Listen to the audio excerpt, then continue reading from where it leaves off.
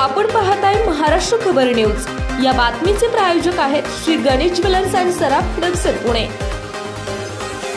नमस्कार, मी सुद्धा महाराष्ट्र खबर न्यूज मध्ये आपल्या सगळ्यांचं स्वागत। या बातमीचे प्रायोजक आहेत श्री गणेश ज्वेलर्स अँड सराफ हडपसर पुणे।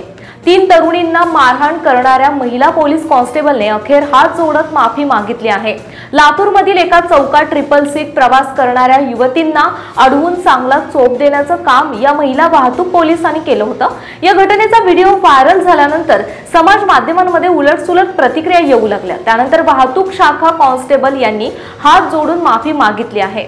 जीवलयवर झालाय का, रेस गाडी चालवण्याचं लायसन मिळालं का, असा जाब विचारत महिला कॉन्स्टेबलने 3 तरुणीची भर रस्त्यावर तुफान शाब्दिक धुलाई केली। त्या तिघींचा मृत्यू मी माझ्या डोळ्यांनी पाहिला होता, त्यामुळे माझा राग अडावर झाला।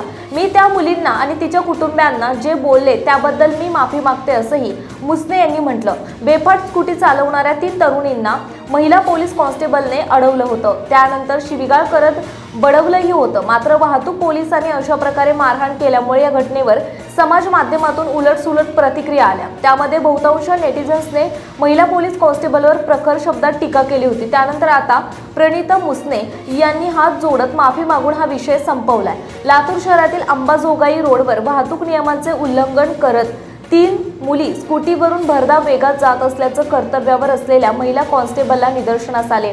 मात्र या मुली भरधाव वेगात पुढे निघून गेल्याने गाडीचा पाठलाग करत ट्रॅफिक महिला कॉन्स्टेबल प्रणिता मुसने यांनी मुलींना अडवत कानशिलात लावत खडेबोल सुनावले। लातूर शहरातील अंबाजोगाई रोडवर ही सर्व घटना घडली। हा सर्व प्रकार मोबाईल कॅमेऱ्यात कैद झाल्यामुळे व्हिडिओ सोशल मीडियावर तुफान व्हायरल होत आहे। दरम्यान या सर्व प्रकरणांवर महिला कॉन्स्टेबलची पहिली प्रतिक्रिया समोर आली। आपला हेतू वाईट न होता असं म्हणत आपण केलेल्या कृत्याबद्दल तसंच घडलेल्या प्रकाराबद्दल माफी देखील मागितल्याचे प्रणिता मुसने यांनी म्हटलंय। तसेच ही सर्व परिस्थिती सांगताना मुली चुकीच्या पद्धतीने गाडी चालवत होत्या, त्यामुळे मी त्यांना रोखत जाब विचारल्याचं देखील त्यांनी माध्यमांशी बोलताना स्पष्ट केलंय। आपण पाहताय महाराष्ट्र खबर न्यूज। या बातमीचे प्रायोजक आहेत Shri Ganesh jewellers and Saraf Hadapsar Pune.